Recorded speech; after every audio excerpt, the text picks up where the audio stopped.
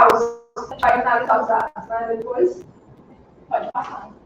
Então, esses dados, gente, eles podem ser de dois tipos principais, né? Os que a gente utiliza, que são os dados chamados dados primários e os dados secundários. Os dados primários são aqueles dados que a gente faz a captação direta da informação. Eu, por exemplo, sou entrevistadora, ou eu tenho uma equipe de entrevistadores, que eles foram devidamente treinados com o uso de instrumento de dados, e a gente vai ali recolher as informações para essa pesquisa. Já, por exemplo, o uso de dados secundários, a gente usa dados que foram gerados por outras pessoas. E esse é um dos grandes desafios, né, do banco de dados secundários.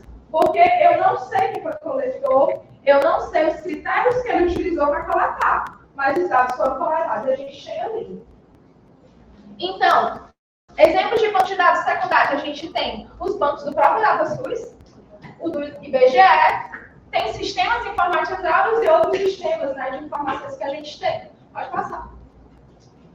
Mas esses dados, essas informações, imagina, né? Quantas pessoas tem nessa sala? Se eu fizesse uma entrevista com cada um de vocês, ia gerar muitos dados. E esses dados, né, que a gente vai coletando, eles congregam o que a gente chama de bancos de dados. Mas não é um banco como a gente está acostumado a ver. Esse banco de dados, ele é uma espécie de rede, que ele permite unir informações variadas de diferentes sujeitos em um único espaço, tá certo? E é sobre isso que a gente vai conversar hoje, sobre esses bancos de dados secundários. Pode passar. Se a gente for pegar um banco propriamente dito, ele é mais ou menos desse jeito, tá? Ele não é todo bonitinho, dizendo, por exemplo, que a maioria das pessoas aqui são do Nordeste, os outros nasceram aqui no Nordeste. Ele vai ser uma junção de linhas e colunas. E o que é que a gente tem nessas linhas e colunas? Cada linha é uma pessoa, digamos assim. Nesse caso aqui, é uma visita, tá? E cada coluna é uma variável que está sendo analisada. Então, o banco de dados nada mais é do que a união entre várias pessoas que foram investigadas, várias palestras que foram feitas, várias coisas que foram investigadas ali, e do lado as variáveis de cada uma delas. E cada número desse, cada variável dessa aqui, ela representa uma coisa diferente. Tá certo? Pode passar. Mas então vamos entender como é então que é gerado esse banco. Eu peguei aqui um exemplo, tá? Peguei o exemplo do SINAM, que é o Sistema de Informação de Notificações de Doenças Compulsórias, tá certo? Todo mundo aqui já conhece o SINAM, já tem uma noção de como ele funciona? Pronto, mas quem não tem? Pronto, então todas as doenças que a gente tem de maior importância, magnitude, o Ministério da Saúde reconhece e tem lá a lista com fichas adequadas para preenchimento. Então, lá na unidade de saúde, quando eu tenho um profissional, né, que está lá em alerta, esperto, suspeito de algum agravo, ou tem a confirmação, dependendo do tipo de agravo, o que é que ele faz? Ele faz lá a ficha de preenchimento, tá certo? E ele coloca informações sobre a pessoa, coloca informações sobre a caracterização que ele está vendo e preenche a ficha de notificação. Em alguns casos, essas fichas são digitadas na própria unidade de saúde, em outros casos são encaminhadas, por exemplo, para a Secretaria de Saúde. Isso depende, né, do fluxo de cada município. Mas a grande questão é, no caso do SINAM, tá? Especificamente, esses dados, eles vão passando de órgão a órgão, tá? Primeiro eles são encaminhados para a Secretaria de Saúde, depois eles vão para a Regional de Saúde, depois da Regional eles são mandados normalmente para o Estado, e do Estado enviados para o Ministério da Saúde. Hoje em dia, o fluxo ainda tem sido esse do SINAM, tá? Normalmente o pessoal tem o programa no próprio computador, e ali o programa ele salva o arquivo e faz o envio por e-mail. Só que assim, os dados que a gente vê lá no DataSUS, eles não foram gerados no Ministério, tá? Eles vieram aqui. Por isso que é tão importante, quando a gente tem a possibilidade de fazer essa investigação e o acompanhamento de um paciente, a gente fazer de fato o preenchimento de todas as informações que a gente tem ali naquela ficha. Por quê? Porque através desse preenchimento correto, consistente, que a gente vai, então, conseguir avaliar os dados e trazer melhores análises sobre a situação de saúde de alguma condição específica. Pode passar. Então, mas para que a gente utiliza o banco de dados secundários? Eu vou falar da minha experiência pessoal. Sempre que eu fui contratada para trabalhar em algum lugar, a primeira coisa que eu fazia era abrir o banco de dados. Duas coisas que eu sempre faço, né? Eu vejo o boletim epidemiológico do lugar e abro o banco de dados. Por quê? Porque eu tenho que ter uma noção mínima do que é que me espera lá. Além disso, quando eu quero me atualizar sobre um tema, quando diz, não, tá tendo um aumento, não sei o quê, aumento disso, calma aí, deixa eu dar uma olhada para ver se é realmente assim. Uma ótima opção é ver esse banco de dados. Eu também gosto muito de ver boletim, como eu já disse. Mas o banco de dados também é uma opção. Também, na rotina do serviço, para planejamento de ações e monitoramento e avaliação. Uma das grandes questões desses bancos de dados, principalmente do que eu vou apresentar para vocês hoje, é que ele apresenta dados nível de município, região, né, estado. Então, ele não traz informações tão específicas. Mas, mesmo assim, ele é importante, porque você consegue ver como é que está seu vizinho, sabe? E consegue ver se aquele lugar que o pessoal vai para trabalhar tem aquele agravo, se a gente tem possibilidade de haver alguma migração do seu local de trabalho. Então, ele dá essa possibilidade de você ver fora do seu cenário, né? Ver um aspecto mais amplo. Também, para escrever trabalhos científicos. Eu confesso que até entrar no mestrado, eu nunca tinha utilizado e nunca tinha pensado em escrever trabalhos científicos com ele. Só que ele realmente é uma fonte inesgotável de dados. E traz informações tão importantes, tão ricas, que realmente eu percebi, né, quando eu entrei no mestrado, que eu não utilizava todo o potencial que ele tinha dentro do serviço. Então, outra coisa que eu recomendo, façam residência e façam mestrado, que realmente amplia a visão. Mas, além disso, também a questão da política de acesso à informação. Porque esse banco de dados secundários, esse especificamente do DataSUS, por exemplo, ele é um banco de dados de livre acesso. Qualquer cidadão tem a possibilidade de ir lá e verificar esses dados, né? E isso é extremamente importante e a gente tem que deixar isso claro para as pessoas, porque o direito à informação ela é um direito essencial. A informação ela é um direito e todas as pessoas precisam ter acesso a isso, tá certo? Pode passar. Isso aqui é só uma descrição do Ministério da Saúde, destacando essa questão, né, do acesso à informação. Quem aqui, por exemplo, já tentou descobrir algum dado, às vezes, e não consegue? Como é difícil, às vezes, a gente conseguir, principalmente a nível de município. Quando a gente não tem esse processo de transparência, então, claro, fica difícil a gente, às vezes, monitorar e entender. Até mesmo, eu trabalhei em municípios pequenos, por exemplo, as unidades de saúde, eles tinham dificuldade, às vezes, de saber o perfil dali, porque os dados que ele tinha não eram suficientes. Porque, às vezes, o hospital tinha alguns dados, a secretaria tinha outros dados, mas esses dados não se comunicavam. Então, é importante a gente sempre garantir que esses dados, essas informações, elas possam, de fato, né, gerar informações, né, que possam trazer melhorias práticas, né, para a situação de saúde das pessoas. Então, uma das coisas que eu citei, que é justamente o ponto-alvo de hoje, é a questão da escrita de trabalhos científicos, né?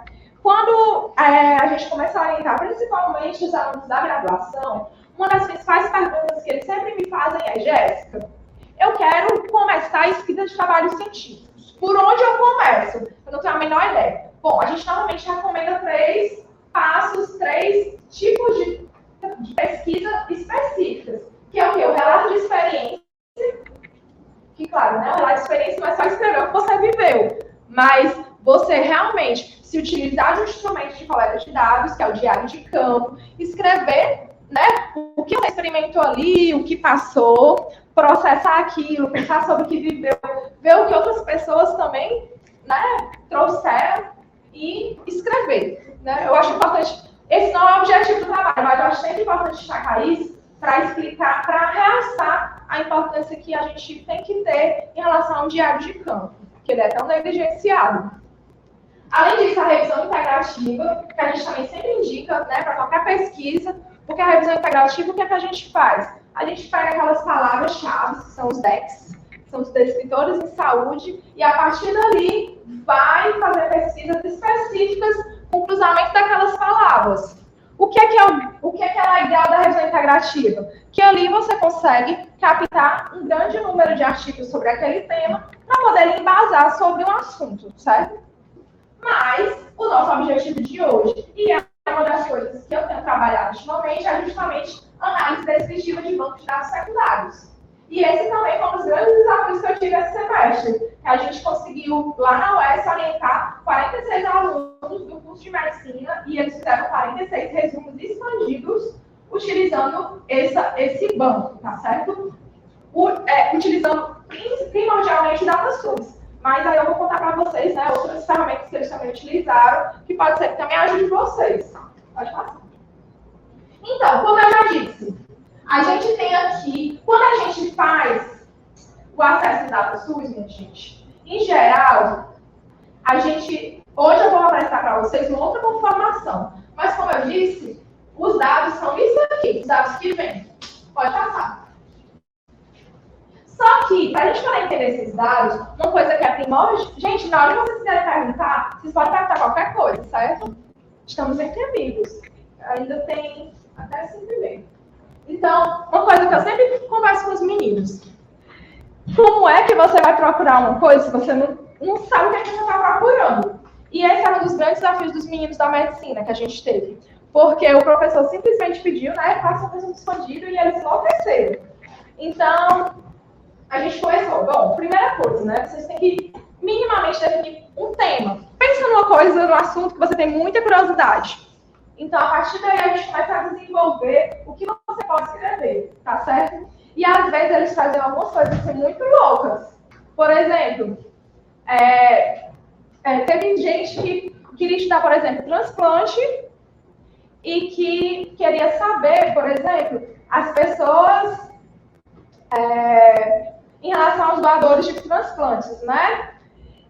Qual era a condição de saúde dessa pessoa que realizou a doação. Em geral, esse tipo de informação é uma informação muito complexa que a gente não consegue através de um banco de dados.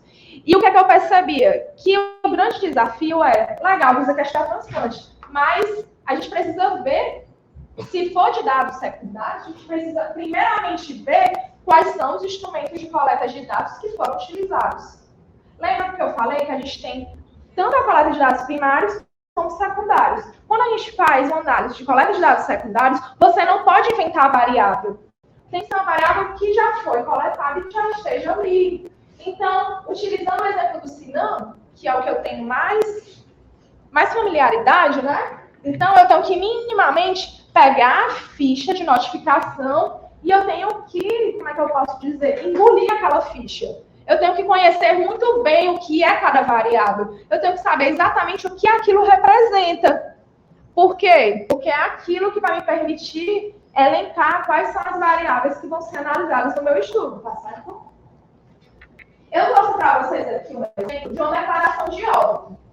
Se vocês virem, dá para ler mais ou menos? Dá, né? Aqui em cima a gente tem a parte do cartório, identificação, de residência, ocorrência, e aqui embaixo começa algumas descrições. Então, embora, né, quando a pessoa digita, ou quando a pessoa escreve no papel, ela escreva qualquer coisa, o sistema, quando a gente digita, ele não aceita qualquer coisa. Ele aceita variáveis específicas que representam algo. Por exemplo, aqui, vamos ver, sexo. Ele só aceita masculino, feminino e ignorável. Não adianta você tentar colocar o número 9, número 1 ou alguma outra condição que ele não aceita, ele não reconhece, tá certo? Do sistema. E isso é um dos grandes baratos do sistema de informação, sabe? Porque ele permite, dessa forma, congregar os dados de forma igual. Então, a pessoa que vai preencher uma declaração de óbito no Ceará, Em relação a essas variáveis, ele tem que preencher exatamente igual lá no EAPOC, lá em Amazonas, em qualquer lugar do Brasil, tá certo? Então, isso é uma coisa interessante. Pode passar.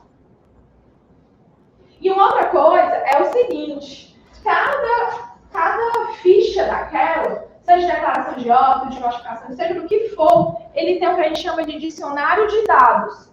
Esse dicionário de dados, ele faz uma explicação detalhada do que é cada uma dessas variáveis. Inclusive, ele coloca até o tamanho máximo a série, por exemplo, do sistema, quando a gente faz a digitação do computador, tá certo?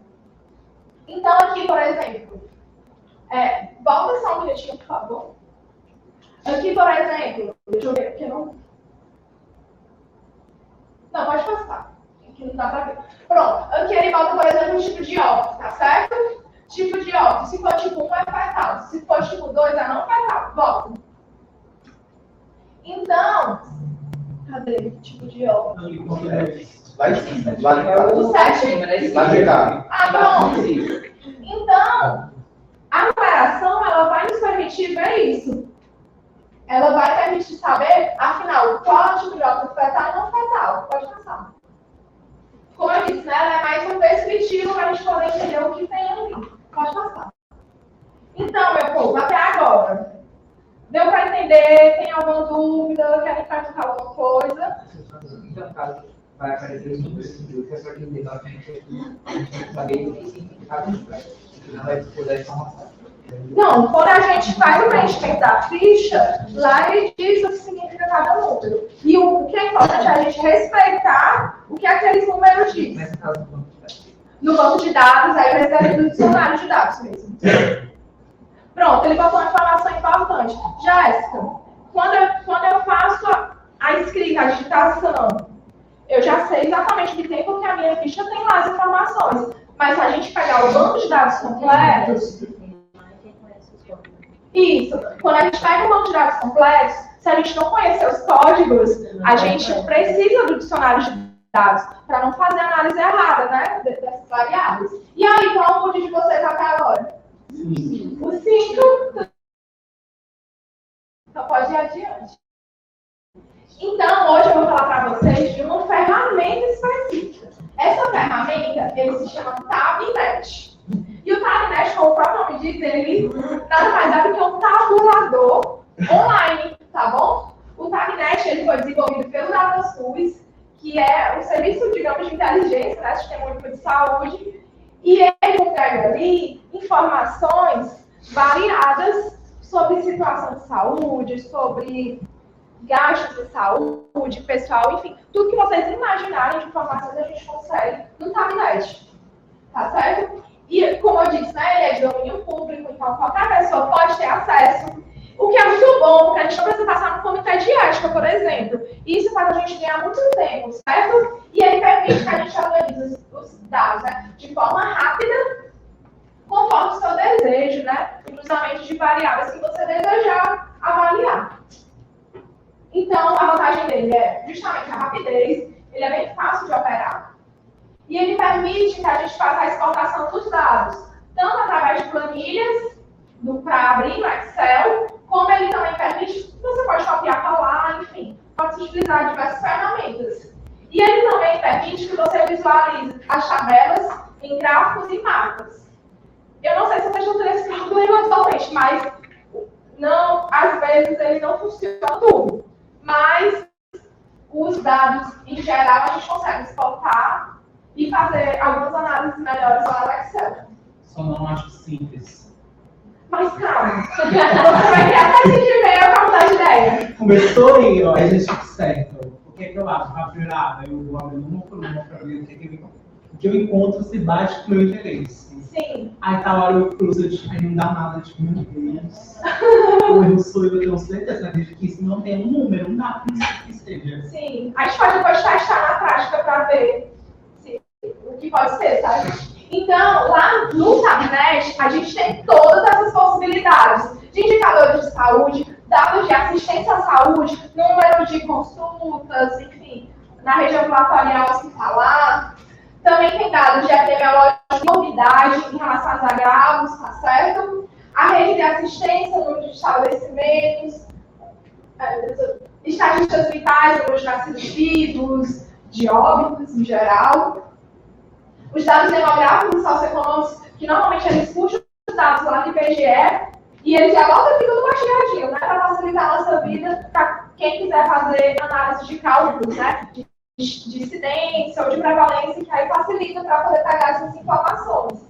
Também dados de inquéritos e pesquisas, como o Vigitel, que é aquele da ligação telefônica, que é feito pelo IBGE, trabalhando principalmente informações de doenças crônicas, né?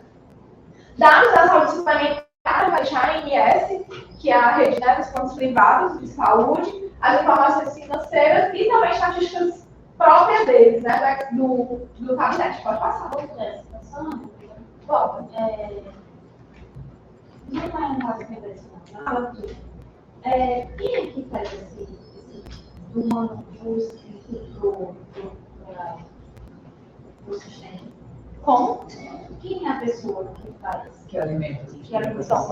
Normalmente, nos municípios, dentro do setor de vigilância em saúde, nós temos, né, pessoas que fazem essa digitação para o sistema. O Sinam, por exemplo, como eu disse, né, existe um aplicativo do Sinam que fica no computador e a pessoa faz a digitação.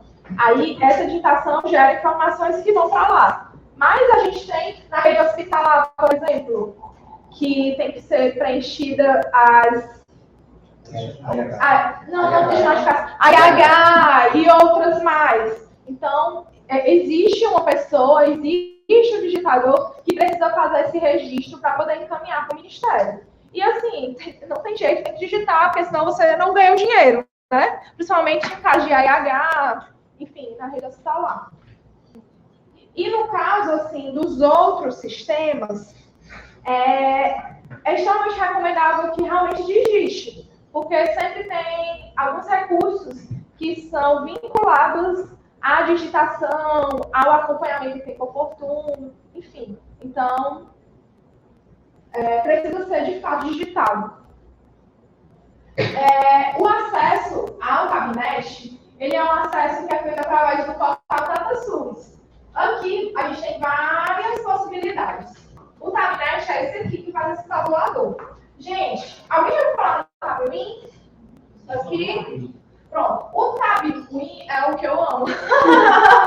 Porque o Tabnet, vocês vão ver, ele é incrível, ele pega tudo mastigadinho, rápido e fácil. Mas no TabWin é onde eu tenho as minhas linhas. É onde eu tenho cada pessoa.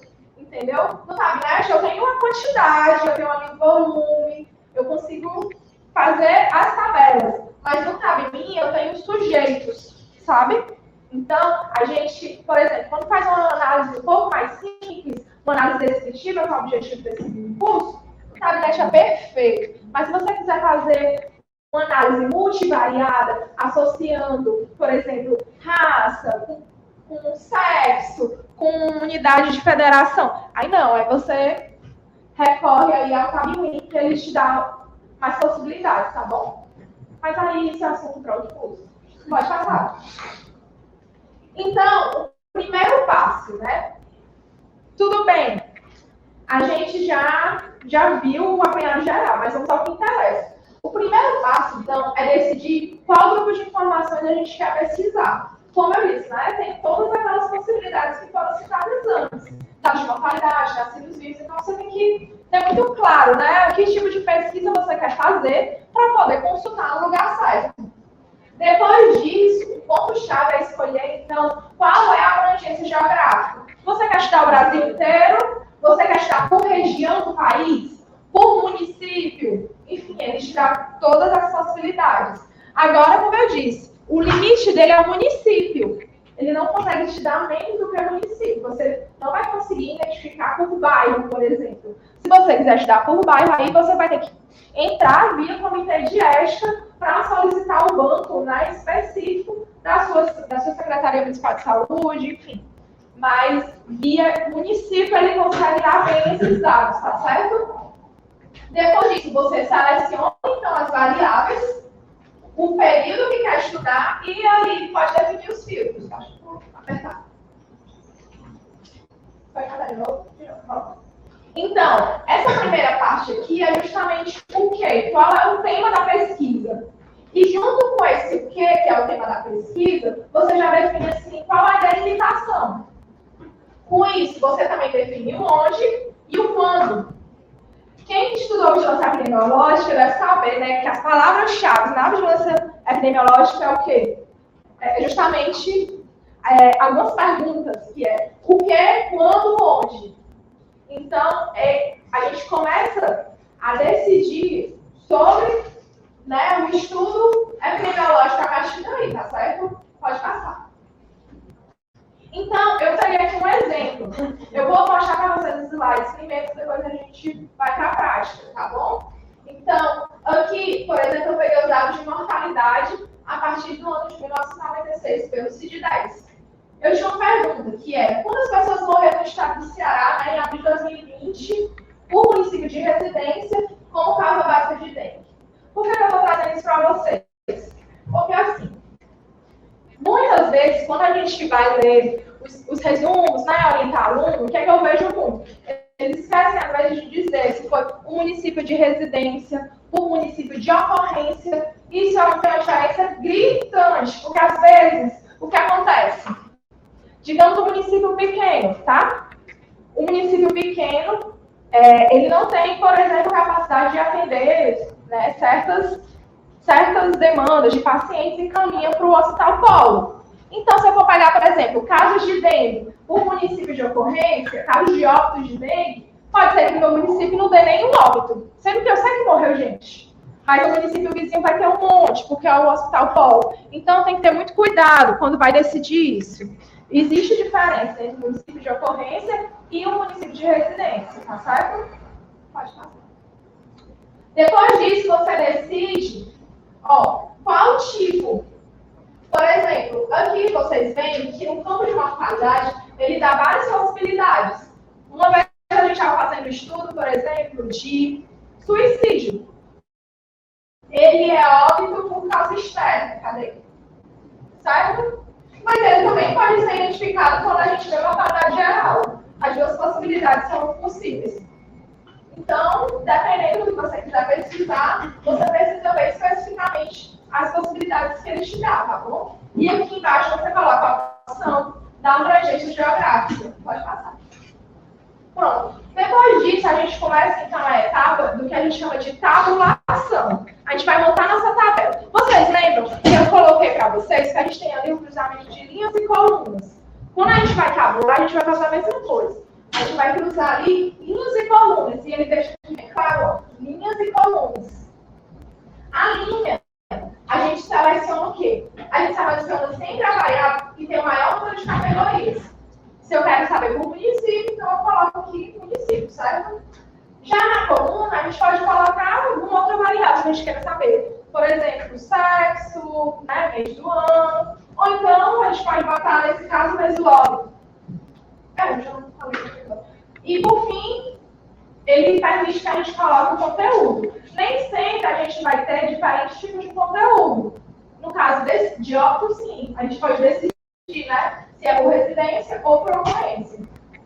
Mas uma informação importante é o seguinte. Caso seja selecionado uma variável do campo coluna diferente de não ativa, somente será possível escolher uma variável no campo conteúdo. É porque assim, gente, algumas vezes o que acontece, a pessoa quer ver o município, mas ele quer ver óbitos por residência e ocorrência, ele quer comparar. Eu quero saber se as pessoas que estão morrendo, as pessoas que morrem na minha cidade, estão morrendo na minha cidade ou em outro lugar. É tipo isso. Então, a opção é o quê? Eu coloco uma variável aqui na linha, eu deixo aqui não ativa, e isso me permite utilizar dois campos daqui. Isso é importante lembrar, tá bom? Para depois não selecionar e dar erro. Pode continuar. Então, depois a gente faz aqui a seleção do período. Pode continuar. E aqui embaixo a gente tem as variáveis. Normalmente, quando eu faço, principalmente questões de notificação, eu gosto... Pode voltar só um minuto. Bom, vocês veem aqui a opção período. óbito não tem tanto problema, mas quando é notificação, por exemplo, a gente pode ter alguma questão que precisa ser resolvida, certo? Em relação aos períodos. Por quê? Porque quando eu coloco as notificações, por exemplo, 2020, 2021, é importante que quando eu vá para as variáveis embaixo, eu elenque novamente esses 2 anos. Porque o que acontece? Muitas vezes, eles puxam dados que foram, digamos, que foram notificados em outros anos, tardiamente. Então, é sempre importante colocar esse período nessas 2 opções para puxar variáveis de anos subsequentes que você quer pesquisar. Pronto. Aí aqui a gente vê que categorias. Essas aqui, gente, é justamente o que a gente tem na nação, tá certo? Aqui, ó, em cima, município, região, macro, o que mais? O capítulo do CID-10, que normalmente é relacionado à causa principal do óbito, faixa etária, sexo, cor, raça, escolaridade, estado civil e local de ocorrência. Normalmente é hospital, casa, pode continuar. Aí depois a gente bota a opção aqui, ó, tabela com bordas e mostra. Pode passar. E aí ele dá pra gente o registro, tá certo? No caso, eu tinha colocado o sítio específico para dengue. Como eu falei, né, em Fortaleza, no ano de 2020, eu tive um óbito no mês de abril e um óbito no mês de dezembro, né, registrado no SIM. Pode passar. Assim, o Tabnet, como eu falei, ele permite, né, várias funcionalidades. Atualmente, ele tem permitido que a gente baixe esses dados em CSV, que é o formato que a gente abre no Excel, e no Cablemin. Essas outras 2 modalidades, ele está no momento inativo, mas eles têm possibilidade de voltar em breve, porque eles simplesmente sumiram, então a expectativa é que volte. Mas, assim, no momento, quando vocês forem pesquisar, vocês não vão conseguir ver essas 2 opções, tá certo? Pode passar. Mas, né, a opção gráfico, ela fazia isso, certo? Ela gerava um gráficozinho, né, mostrando aí a relação entre 2 variáveis. Que nesse caso, aqui são os municípios e aqui a quantidade, né, o número. Nesse caso, as internações hospitalares. E a opção do mapa, que também está inativa no momento, mas que pode, né, voltar a qualquer momento, como a gente pode passar. Ele faz aqui um mapa e aqui do lado ele coloca, né, baseado na legenda, diferente quantidade do número de internações. Não, isso aí pode passar, como o mapa está meio desativo. Então, assim, como é que a gente faz, então, para utilizar esses dados para poder gerar pesquisa? Pode passar. Como eu falei, né, é importante que a gente siga aquele passo a passo. E se a gente seguir esse passo a passo bem direitinho, a gente já consegue aqui muita coisa que a gente vai colocar na nossa introdução e no nosso método, tá certo? Dentro do processo de escrita. Pode passar. Aqui, por exemplo, pode apertar de novo. Ai, não, desculpa, volta. Esse aqui é um modelo que eu coloquei do sistema de informação de mortalidade por suicídio. Aqui eu coloquei as variáveis, né, de região do país e aqui o ano, tá bom? De no Brasil, né? No caso, pode passar. Então, uma pesquisa como essa, né? É importante que a gente tenha em mente algumas coisas necessárias, né? O primeiro passo é a limitação do tema.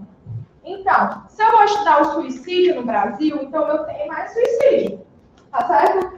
Depois disso, dentro da introdução, é importante que a gente defina o que é suicídio. O Ministério da Saúde, ele já tem uma lista, por exemplo, de todos os signos que ele considera suicídio. Então, é importante que você faça, nesse momento, uma descrição formal do que seja suicídio. E lá no método, por exemplo, a gente vai trazer, então, essa diferenciação do que o Ministério da Saúde reconhece como sendo essa causa de óbito, tá certo?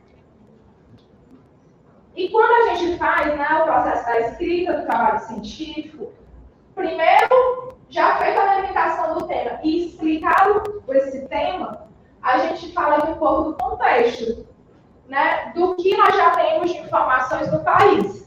O que é que eu tenho pego com os meus alunos, né? O que é que alguns deles fazem? Eles pegam os dados do DataSUS, da pesquisa deles, e já colocam, às vezes, na introdução, e depois discutem de novo. Depois apresentam de novo os resultados e discutem. Se você está fazendo uma pesquisa no DataSUS, já está fazendo elemento da sua introdução, assim, não tem por que fazer a pesquisa. Então, o que eu digo para eles? Você quer contextualizar?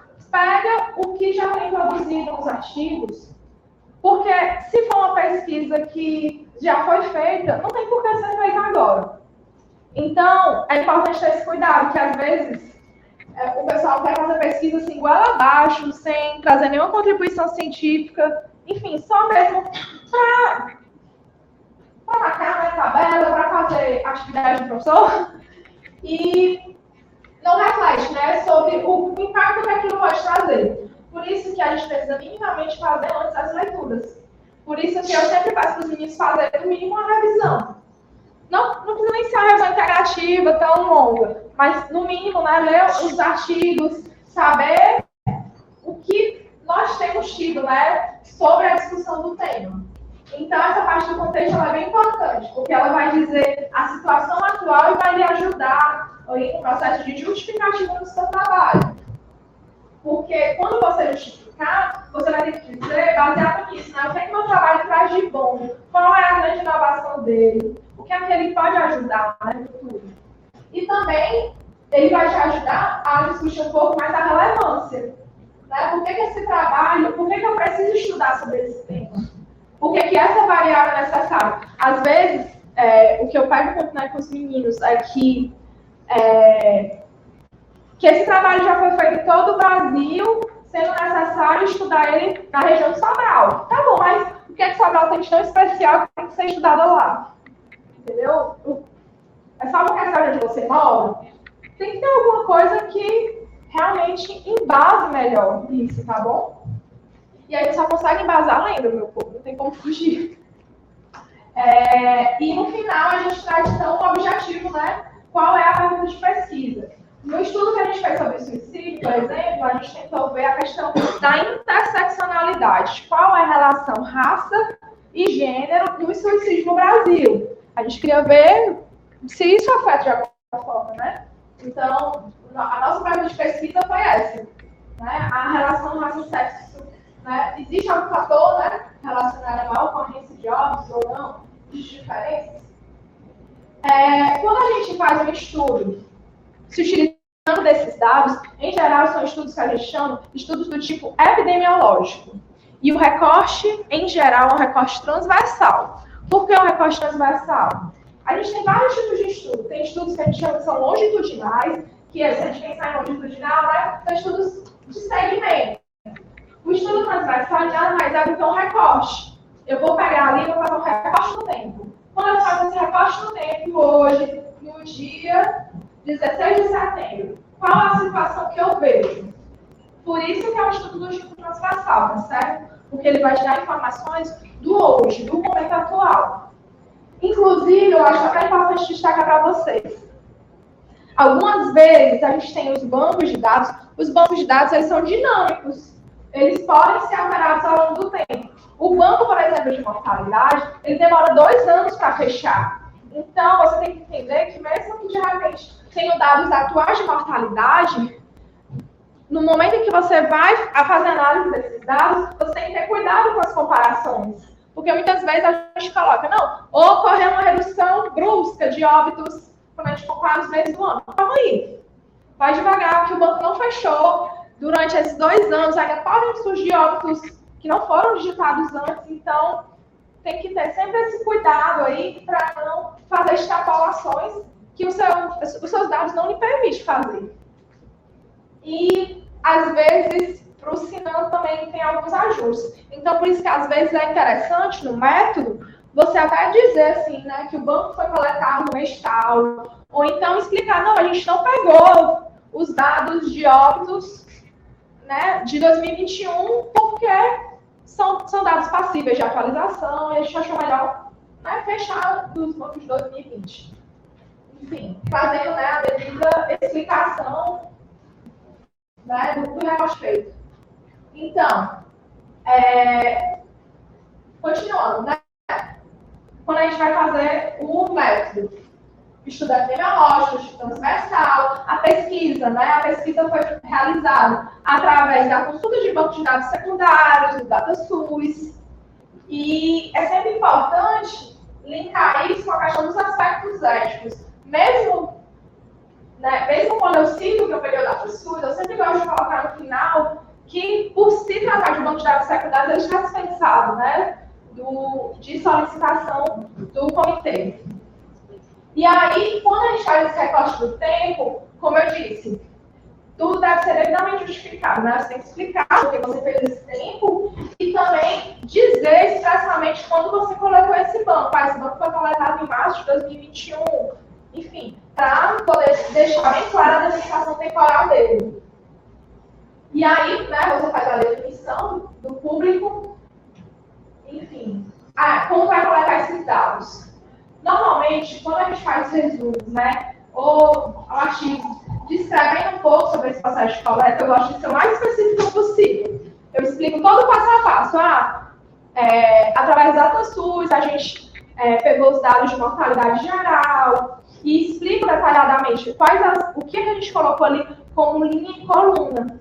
Porque a gente tem que dar um passo a passo para que outras pessoas possam fazer a mesma pesquisa que a gente fez. Então, naquele caso, né? Aí eu explico, a gente pegou os municípios de residência e relacionamos, por exemplo, com o ano de ocorrência do óbito. Enfim, aí no nosso caso, a gente, por exemplo, categorizou, né? A gente comparou homens brancos, homens não brancos, mulheres brancas e mulheres não brancas. E tudo isso a gente trouxe detalhado.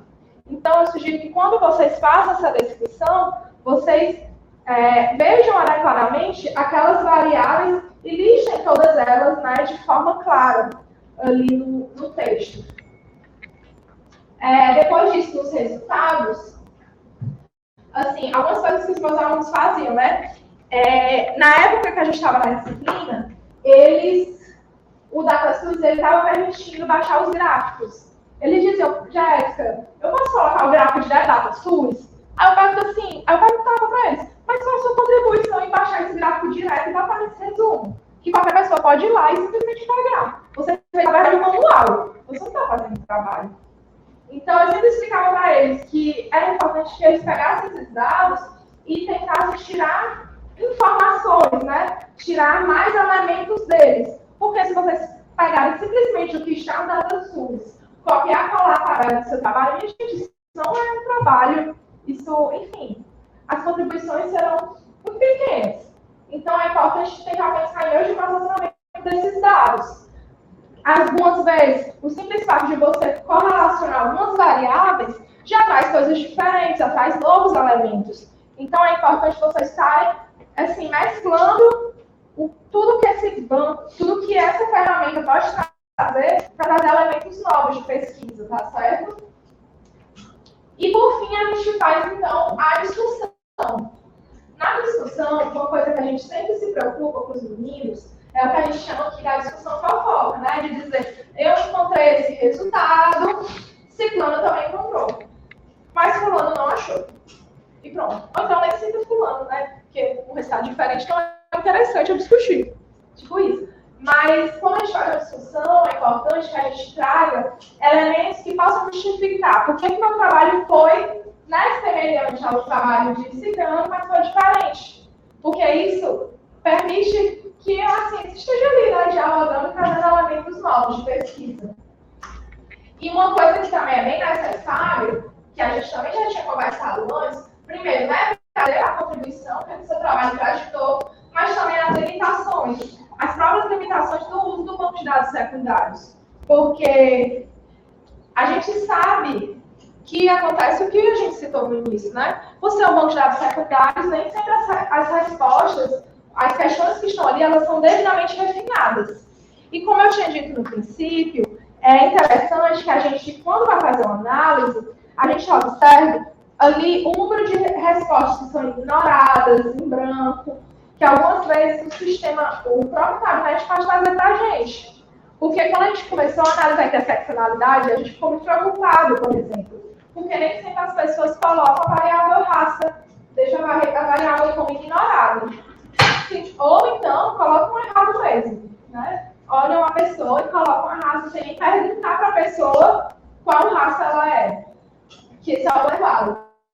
Então, são coisas que a gente vai ali ajustando para tentar, né, chegar no elemento de pesquisa que a gente está procurando. E outra coisa que a gente também é necessário fazer é recomendar outras pesquisas, né? Identificar as lacunas da sua pesquisa, o que ela não foi capaz de suprir, e recomendar perspectivas futuras. Pode passar. Então, voltando, né? Quando a gente pega o banco, para poder construir tudo aquilo, né, todos os passos ali, de modo bem rápido e genérico ali, de uma pesquisa científica, uma coisa que eu sempre recomendo é o quê? Transferir os dados para a planilha eletrônica, ali no Excel mesmo, depois fazer análise exploratória. Análise exploratória, eu sempre acho bom analisar isso aqui, os casos omissos em brancos, como eu falei, porque dependendo da quantidade de dados em brancos, nem vale a pena avaliar. Se for acima de 30%, gente, não tem como tirar parâmetros, nada. Agora, óbvio, né? Se você detectou isso, você pode estar levando lá para a sua discussão do seu trabalho. Tá bom? Pode voltar. Outra coisa é o uso dos gráficos. Os gráficos são ferramentas muito boas que nos permitem identificar de forma, né, visual o que é que os nossos dados estão falando. Porque isso é sempre importante ver os gráficos. Outra ferramenta que eu também recomendo para os meninos é fazer minimamente um cálculo de medidas. Pode ser medida simples, né? Já que é uma análise descritiva mais pontual, que no caso é a soma, a média, a mediana, identificar o máximo e o mínimo, dependendo do caso também do desvio padrão, mas são informações necessárias. Muitas vezes, quando eles fazem as análises, eles gostam muito de fazer análise de frequência percentual, né, para ver onde eu tenho uma quantidade maior ou menor, enfim. E aí vai explorando os dados e discutindo. E também os partis, que é quando a gente divide, né, em 25% para mais, 25% para menos, e vê ali as principais, os locais, né, mais representativos, ou as idades mais representativas, dentro daquele grupo que a gente está analisando. E por fim, descrever os achados. Pode passar. Então, existem diversas possibilidades, né? A que eu gosto mais de usar é o Excel, porque enfim, é mais simples e mais fácil mesmo. Mas a SPSS também é uma boa possibilidade, mas quando a gente utiliza o banco completo, né? Quando é só os dados do gabinete, o Excel ele cumpre bem isso. O Epping duas vezes. Pro banco todo, né? Pronto, aqui, ó, eu tenho a minha tabelinha, pode apertar. Pronto. Pode falar. Aí, no caso, pode falar. Como eu disse, né, caso da download, eu copio e colo, pode falar. Aqui, gente, pode botar de novo. Aqui embaixo, ó, a gente tem informações que muitas vezes são ignoradas. É interessante que a gente minimamente leia, e dependendo do caso, se ela for algo que impacta os dados, a gente trazer para a discussão, tá certo? Para o método e para a discussão. Porque ali a gente vai poder ter um pouco mais de elementos, né? Para poder entender se houve algumas mudanças ou não. Quando a variável, por exemplo, ela não foi coletada, ela não foi dada daquela variável. No caso, eu não dá genético, porque eu não sei, mas tem pessoa por pessoa. Ela aparece zerada ou ela aparece com traço? Aparece zerada. Zerada. Zerada. Aí aparece sem nada. Sem nada. Aí, se por acaso eu fui no Excel, eu vou ter que ir lá, voltar, porque senão, quando eu transportar Por SPSS vai dar problema. Isso. Tem que fazer todo o processo de tratamento do banco de dados. No SPSS dá, né? Mas no Excel é mais fácil. Então, para que não tenha risco, né, de dele identificar aquele Os missings, né, que eles chamam. Isso aí vai entrar como missing. Pronto, pode passar. Então, aqui, ó, eu trouxe alguns exemplos, né? Eu peguei aqueles dados, né, de mortalidade, de suicídio, e fiz aqui, ó,